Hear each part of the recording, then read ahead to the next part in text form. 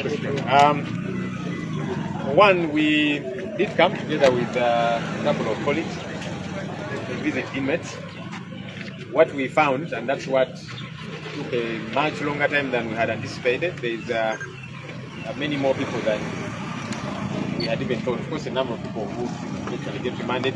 When you get here, those whom you know are here, they tell you, there's so and so, there's other people, there's these others, there's also these others, meet these others. And so that's the situation that we have been dealing with. There's many people who are in jail. The reality is, even as the OCs did inform us, because they're open about this reality, the congestion, where there should be one person, there's 4 people. So the congestion is unbelievable. People go to sleep. The moment you move a little bit, you're going for a short call. When you get back, the space you're occupying is non-existent anymore. So back to back, disease spread and so on. And that's not a problem you can really place on the prisons or the prison authorities, because for them they receive whoever is bought for them. But the challenge is there's too many people who should just not be in jail. They pick these street vendors, they pick these, young people from, many of them are from Karamoja who are always on the streets, round them up and they bring them, and they're also in jail. And you're wondering, surely, there's many people who, some have been on remand for donkey's years, some should have been granted bail a long time ago. Some of the people who are behind bars, the state clearly lost interest. They just haven't written, and the DPP issued what we call a nolle prosequi, saying, okay, this matter we have dropped. And that's why our prisons are full. It's a challenge that we need to address as a country. We have visited a number of really political prisoners. The team of the Eddie Mutwes, the Alex Weiswas, John Mary Sebuzu, and several others. Haj Obed Lutale. We have not been able to see Dr. Kiza Besige. Haj Obed Lutale tells us he's unwell. In fact, his sister, Dr. Olive Kokusinje, was here earlier on. Even she was not able to see him because he's unwell. Haj Obed Lutale tells us the situation for doctor needs treatment that cannot be accessed here. That's something he has been talking about severally. He needs specialized treatment. So the longer he takes without accessing it, his situation keeps deteriorating. And that's the reality. Even as told to us by Dr. Hajobe Mutale, who is always with him. Their spirits are strong because they know they have committed no offenses. But they keep being bothered. Why are they still in jail? Why are these cases taking much longer than they should have? They are the likes of Bobby Young and others who were sent to jail by the court-martial. The Supreme Court issued a law, a directive, it became law anyway, saying these people have no place here under the auspices of the court-martial. And so the court-martial became functionless official, has no authority over them anymore. And so they are wondering, why are they still in jail? Because the Supreme Court said, you're not supposed to be before the court-martial. The least that can happen is for your cases to be transferred to the civilian courts. That has not happened. And so they're saying, but our warrants expired. Why are we still in jail? That's a question that these people do ask. Of course, many others who were picked up, many were polling agents. They were picked up from polling stations, taken, and then eventually remanded here. They're saying, is it an offense to be a lawful polling agent for a candidate? The other challenge that the inmates have told us, they have been watching certain political actors who are saying they're engaging the state on their behalf. The question these inmates are asking, and they have told us to also ask, the people who are saying they are engaging the state on their behalf to be free. Number one, they have never come here to see them in jail. And so they're saying, why are those people saying they speak for us, saying they are engaging the state on our behalf to be free, but they have never come to see us. We have never spoken to them. They don't know anything about our matters. They don't know what we are going through. For all this while, they have never come to see them. And so the prisoners are saying, clearly these people are not speaking for us, they're speaking for themselves. They're also wondering, because some of them are lawyers, how come they have never been to court? Whether it be as lawyers, whether it be to stand in solidarity with these people, all the time they have been to court, and they have been for some of them for a long time, yes. So they're saying these fellows who are out there saying we are speaking, meeting Mr. Museveni regarding these political prisoners. Prisoners are saying, how come these people have never come to see us in prison? We have never seen them at court to stand in solidarity with us or to represent us as lawyers, because a number of them are senior lawyers. And so they are baffled. They are wondering what deals are being cut, what engagements are happening, because if somebody is speaking on your behalf, you should have a meeting of minds. That has not happened. Their instructive narrative is, number one, they're innocent. And that's why for all of these many years, for some of them, trial has never kicked off. The state says it is still looking for evidence. How do you look for evidence for 1, 2, 3, 4, 5 plus years? So these people are saying they have never committed any offense. If they had committed any offense, it should have been brought in court a long time ago.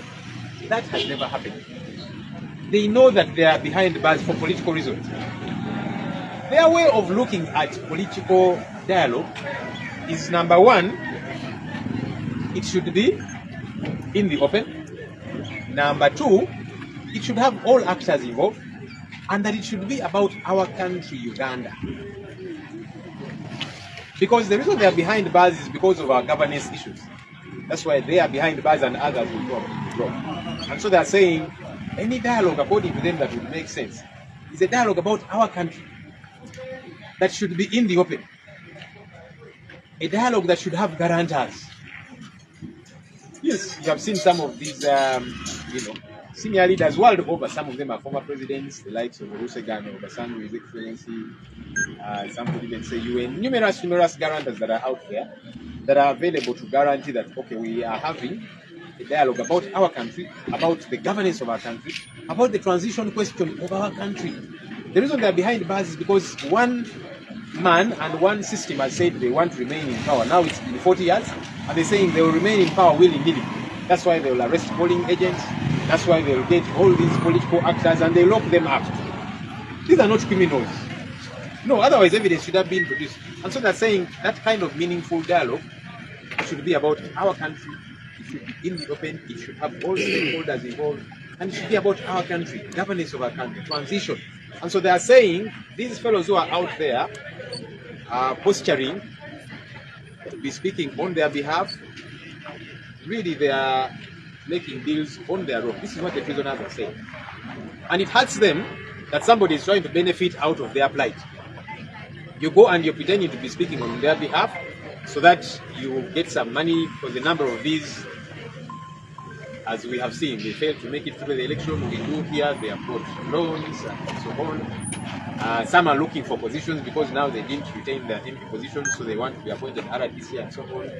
And so these prisoners are saying it hurts them that some people are out there using their plight for their benefit. So they're saying, why have they never visited us?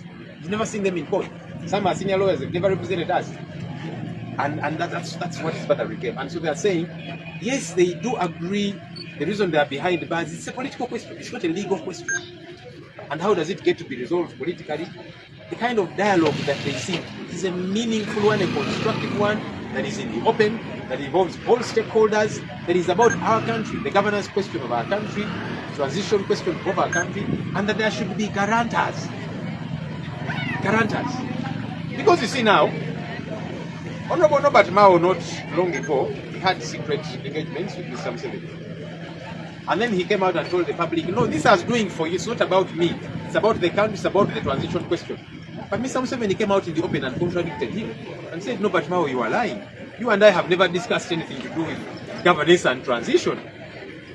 So he pulled the rug from under his feet, clearly showing that theirs was a discussion between two people. Okay, you want a ministerial position, I will give you. That's what happens with these backdoor engagements. There's no guarantor, there's no nothing. And so all of these things, they bother these prisoners. They wish they had an opportunity to speak out. They are not able to, but they have said that because we have engaged them, and these are their genuine concerns. They will done. Some of the mandate were participants in the general election. And we would want to hear from you whether any of them has asked that you petition the court of law in regards to their victories. No. That's the answer. Gende mu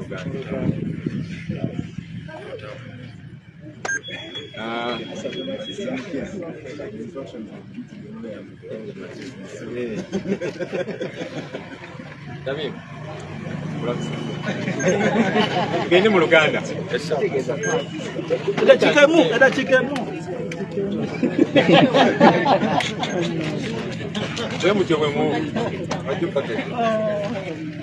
You should ask the question you want to ask. Why are you writing? No, I'm not writing today. Because you're asking, have they said that? And I said no. I'm not asking that they have said it. Your question was, I am certain. have they, because they were polling agents and so on, have they asked us? I've said no. Some of them were. If there are any legal action petitions that at least will happen in regards to anything. Oh, there's and he gets 538 and all of these different things. Others like Mukibi, Councillor in Kawempe, Doreen Kaija, Councillor in Nakawa, they were outrightly rigged out. So they're also having engagements with their lawyers over these matters and their families and so on. They got their DR forms showing that they clearly won. So everything to do with that situation and how they want to keep pressing on for their victories will be communicated. Katugende mu Luganda. Tamu katulika. Ndamukola akagala akubwa. Tola ebibuuzo bibasagala bidda. Kale, yes, tuze ne bakulembeze bannange tukyalira ku basibe. Abantu bano tuze tubakyalira enfunda eziwera. Kati beeyongeddeko, of course, bali tukyalira kakati beeyongeddeko enamba yeeyongeddeko kyodola n'akaseera ketute awanvu otuukayo eri ogenze kulaba bano baga nti tulina ne bannaffe abalala nabo baba baleetere mbalabeko abaali ba agenti polling agents mu bifo ebyenjawulo nabo babayoola ne baddusa mu kooti speed omulamuzi n'abasindika ku alimanda nga ne balooya tebategedde bangi bali mu makomera.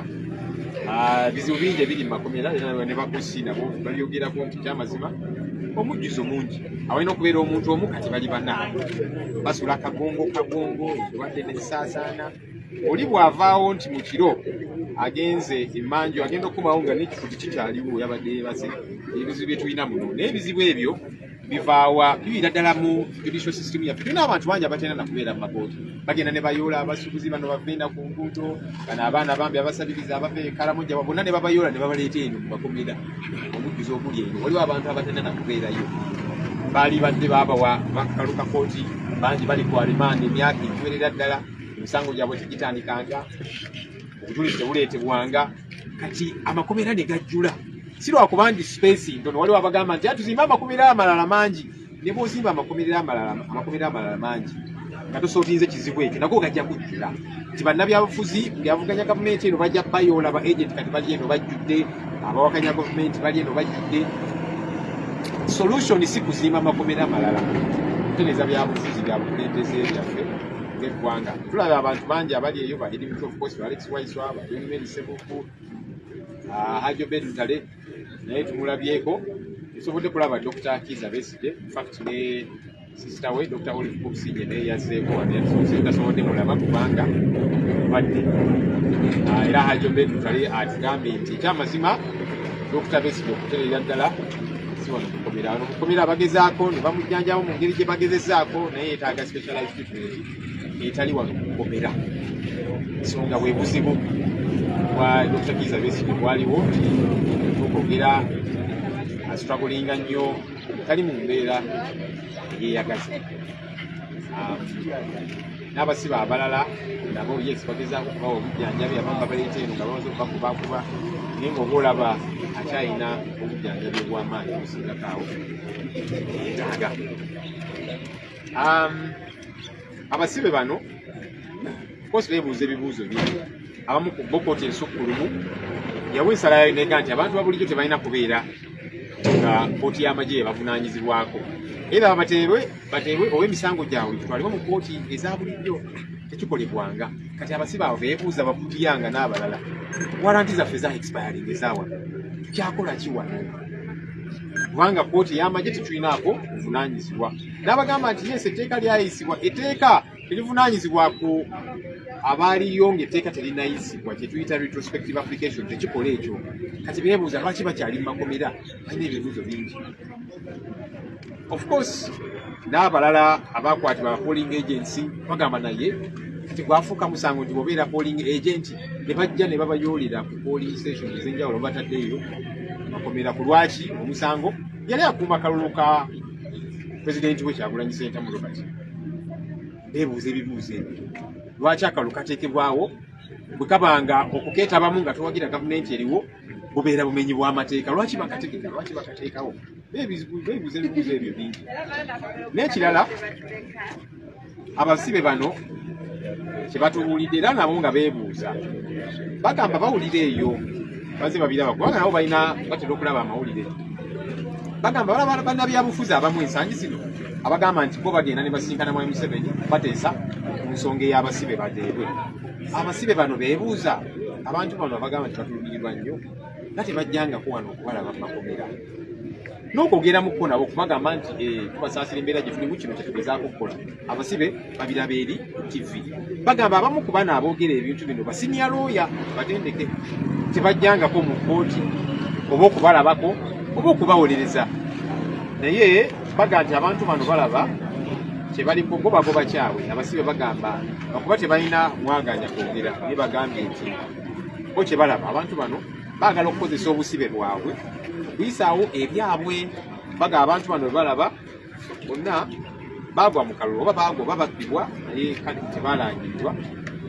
Booli abamu balina ku mabanja badduse ba Mwami Museveni abataaseeko, abamu bayinza okuba baagala bifo kati wa NUP mugenze bambi kati ayagala bafune bamunyiga RDC wana assistant RDC oba ki bwe bityo. Kati abasibe bano baga nti abantu bano balekeraawo okukozesa obusibe bwabwe okuyisaawo ebyabwe. Era nga n'example balaba Honorable Robert Mao yagenda n'ateesa Mwami Museveni okutu n'avayo n'aga nti anteesa ku nsonga zammwe ng'eggwanga ez'enkyukakyuka n'ebirala. Mwami Museveni yavaayo mu lwatu n'agamba nti Mao olimba ebyo tetubyogerangako. Ekiraga nti Mao yagendayo kuteesa bamuwa akalimu ke nga minisita. Kati n'abasibe baga nti abantu bano balekeraawo okukozesa obusibe bwabwe, kyekibaluma kubanga bagamba bali eno mu kkomera bakola obusibe obutali mu makulu bya bufuzi. Naye kati waliwo abantu abamu abakozesa obusibe bwabwe okuyisaawo ebyabwe. Baga nti ebbanga lino lyonna lyonna babadde mu paalamenti abantu bano ensonga nga tebazoogerangako, nga tebajjanga kubalabako kuba mu makooti. Basoose kugwa mu kalulu ne bajjukira nti abasibe gye bali naye tugende tubateeseze, nga n'abasibe baga nti babali bateeseza wano okujja wano weetaaga just national ID ne bakukkiriza n'ogenda n'olaba omuntu yenna kuwola oyagala okulaba. Lwaki tebajjangako kubalaba? Abasibe kye babuuza. Era abasibe bano bagamba nti bamanye ekibatadde eno bya bufuzi si bya mateeka. Tebulaba babadde ebbanga lino lyonna myaka emeka emisango tegitandikanga. Bamanyi nti bya bufuzi era okugonjoola ekyokuva mu makomera bya bufuzi. Naye bagamba nti bwe ziba nteeseganya abangi kye bayita dialogue, okusookera ddala zirina kubanga ziri mu lwatu nga ziri mu stakeholders ab'enjawulo, si bino eby'omunkukutu nga birina kubeera mu lwatu. Stakeholders abaliwo mwebali betuyita ba guarantors nti bano bagenda kumekina sure nti byogeddeko ekyosuubiza kikole nawe kyosuubiza kikole n'ebirala bwe bityo. Nti ate enteeseganya zino zirina kubanga za bya bukulembeze obw'eggwanga lyaffe era n'obukulembeze bukyuka butya. Kubanga baga nti ekibasiba bya mu makomera wa Mwami Museveni abaddewo ebbanga lino lyonna akyayagala okweremeza mu bukulembeze ku mpaka.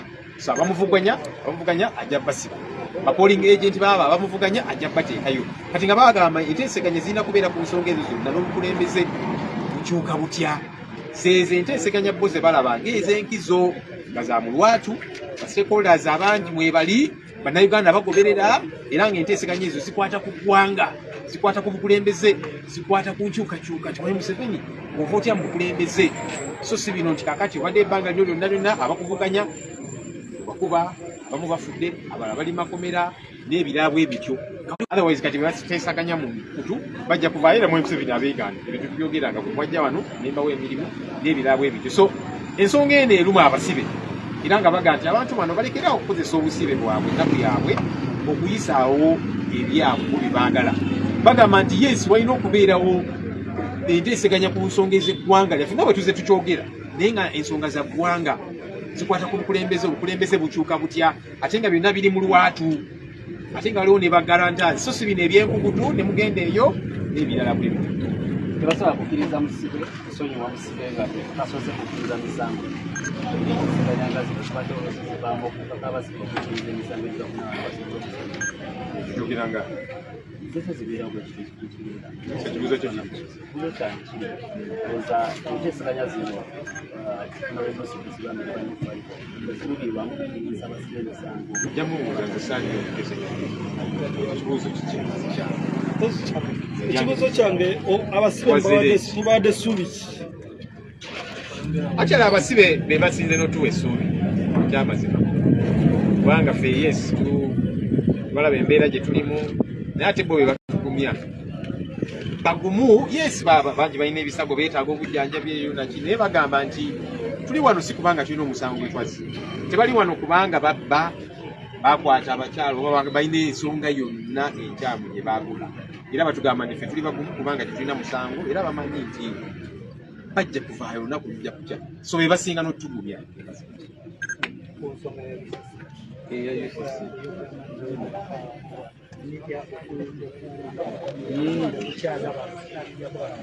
Okay, ensonga ya twalabye ekiwandiiko ekya Uganda Communications Commission nekisobera kubanga tekirina tteeka lyekyekuusaako tekirina mandate ya UCC kuba kakati mu UCC kyegabwe egamba nti emikutu egy'amawulire media houses ez'enjawulo oba zi TV oba zi radio temukkirizibwa kwogera ku byagenda mu maaso mu kalulu temukkirizibwa kukyaza muntu najja n'agamba nti nze nawangula banziba oba bakwata abapoling agent bange DR form zirina wano banziba n'ebirala UCC kyegezaako okugamba balinga abagamba nti kakati bayinza kirima omuntu bwakkuba n'akulagira n'engeri gy'olina okukaabamu amaze okukuba n'agaga akatukaaba bwoti nakaaba bwoti tubenya amateeka kati UCC eringa egamba nti akalulu kawedde twababbye musirike temuddamu kubyogerako balinga abagamba nti n'abantu tebalina mwaganya kati abamu abagamba nti nze kangende mu kooti DR form zange nzirina nawangula akalulu kano kubwa MP kubwa kansala kubwaki era n'agamba zizino DR form zirina zinawangula kati UCC egamba nekyo tolina kukyogerako ne mugenda mu kooti temulina kubyogerako obuyinza UCC ebujjawa manyi abantu ba UCC bambi abantu bateekayo babawa akalimu kati ngaaliyo okitibwa nyubiteeka naye yagwa mu kalulu n'abeerawo bwatyo kati ne bamuwa akalimu kati munanga alina okukakolera ennyo okulaba nti asanyusa mukama we asigaze akalimu kati n'amateeka tagatambulirako agamba atya nti abantu nedda temulina mwaganya kwogera ku byagenda mu maaso mu kalulu kikyategeeza kati gye bujja bajja n'okugamba nti kati mwe media houses TV radio temuddamu okwogera ku corruption temuddamu okulaga ebikyamu gavumenti byekola oba abasirikale nga bakuba abantu temuddamu biteeka ku mawulire gammwe awo wetulaga wetulawanyisa kino oli wetwagala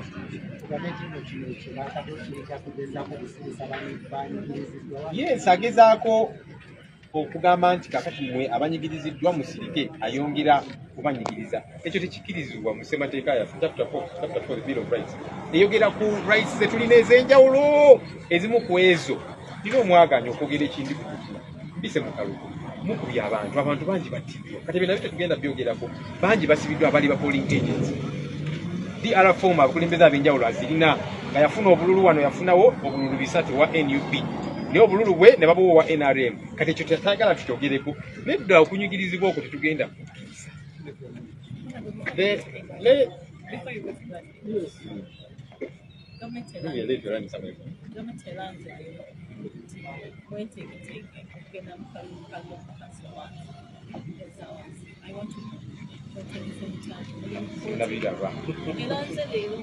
nja kusooka ntunuulira ekyeranze then eventually will communicate Masole kusomera abasibe kisembayo nakusase wano loko namba muluganda nasase wano mazobani sawa nganya nize gonkama wa yes sawa sapu nabadde wa temana njagala okumanya abasibe musanzeyo bameka abali kusonga z'ebyobufuzi oba tusobola kutuwa muwendo wakitubulire bemulabye bali bameka abasibe bangi betulabye ne betutalabye kubanga tubadde tuvaayo nga obudde butukwata nga of course ne bano bagamba bannange abasibe anti omanyi bw'obeera mu kkomera eno saawa 9 bwe ziweranga akadde bakakuba saawa 10 balina okubanga beebase kakati ne bano ba osi bani nga batugamba naye obudde buweddeyo naye nga ne bano batugamba waliyo n'abalala be bakwata polling agency abagala nabo kubatukako babuli ensonga zaabwe so gye bali bangi. The issue of UCC, we did see that communication by Uganda Communications Commission. It has no backing in law whatsoever. When UCC comes out and says media houses, TV stations, radio stations, and so on, they are in effect saying stop talking about the past election. So you cannot host somebody who will say, for me, this is what happened at my polling station. Polling agents were arrested. People were beaten and killed during the campaigns. I have my DR forms. I won here. I'm even going to court, whatever the case might be. UCC is saying, stop having those conversations. Under what law? Where do you get the mandate to say that? It's like somebody beating you up and then they dictate how you should cry. Ah, you're crying too much. Stop crying. You cry like this. Ridiculous. It's preposterous for UCC to think of things this way. Soon now they are going to say, media houses, now stop talking about corruption in the country. Stop posting people that talk about corruption. Stop showing military people beating up citizens, and that's where we are going.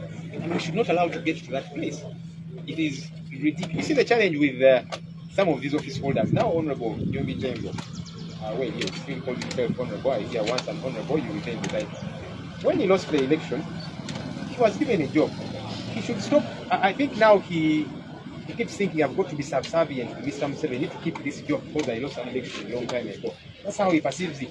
So he has got to do all the bootlicking and all these ridiculous things. Follow the law. Because how do you say that now we are not supposed to talk about even the election that happened, where agents were arrested, where people have got their DR forms and they are saying, I won, and I'm actually going to court. UCC is saying, no, don't talk about those things. Ridiculous.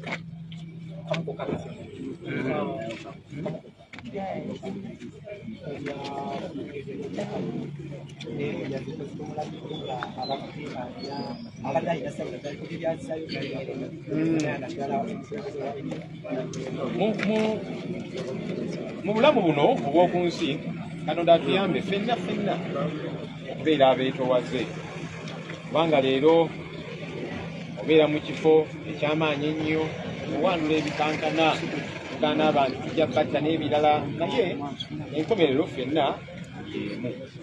So twalabye amawulire aga Major General Sande yafudde tusaasira famire ye omuntu aba afudde kufa kubeera kufa n'abantu be bambi abamwagala naki tubasaasira naye Katonda atuyambe ekitulo ekyokuyiga fe abakyali abalamu kubanga Major General yali brigadier bamufuula ne Major General Sande yali ye Masaka banaye ng'awandula ebikankana NUP tujja bakkiriza wano mumulooza tuyinza okubaawo obukulembeze ebyo nno tebikkirizibwa na mateeka ng'oli musirikale naye tituyinza bbawa bukulembeze NUP tugenda gimalawo kati musajja wattu agenze NUP yekyaliwo. Katonda atuyambe ffenna twekubenga ttooki omutima nga tukyali wano. Katonda atuyambe ne tufuna obukulembeze obuvunaanyizibwa obw'enjawulo abantu bayise bulungi kubanga leero oli enkya munnange toliiwo ffenna tetuliiwo wano lubeerera tulina okukimanya nti mu nsi eno tuli mu lugendo. Katonda atuyambe ffenna tukirize. You see, in life, we need to know that we are sojourners. We are on a journey, and it's important that we be humble even as we operate. Sometimes we occupy powerful offices or seemingly powerful offices. Let's use them well, not to trample upon people. It is a sad thing we have learned of the passing of Major General Sande. In his lifetime, he said many things which were even outside, because as a serving military officer, things which were outside of his scope. Many times he would say, NUP, you think we can hand over power to you? You know, we shall finish you off and that kind of thing. But the man is gone, NUP is still here. And I'm not even celebrating his day. I'm just saying it should be a lesson to all of us. All of us. Because we want to occupy a position somewhere, powerful or small, may God help us to use those positions the right way. Because today we are here, tomorrow we are no more. When you use your position to ill-treat people, forgetting that we are all sojourners, you know, we are mortal. We are not immortal. It's important for us as a people to do remember that. So we do commiserate with his family because he had people who loved him. It's a sad thing, but those of us still alive, may God help us to remember that we need to use the responsibilities and positions we have for good.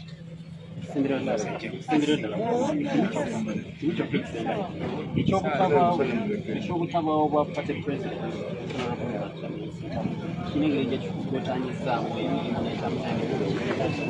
ekyomukisa omulungi ffe nga National Unity Platform tuli ekibiina ekitongole kirina obukulembeze obw'enjawulo. Ebiseera bingi pulezidenti abadde taliiwo n'agenda ebweru ku mirimu emitongole naye nsikala nga tutambuza obuvunaanyizibwa obw'enjawulo kubanga tulina obukulembeze ku byalo naki. So yes taliiwo kyannaku kubanga mutabani mwa Mwami Museveni Muhoozi agamba munoonya njagala kutta era yamulagako n'essambulo yalumba amaka ge n'atulugunya mukyala we. Kati omuntu akola ekyo n'agamba nti munoonya njagala kutta kyannaku kiwali gezaako kubanjalize naye emirimu gitambula kubanga obukulembeze temwetoloolera. Kati mubadde kyagala mu luzungu Mwera.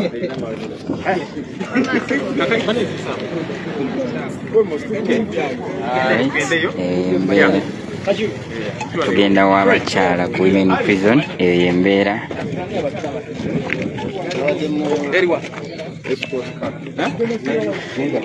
Lopu awolekera wa abakyala ku women prison gyetudda kati essaawa eno tujja kwatagana mu biseera ebiddako. Mweraba.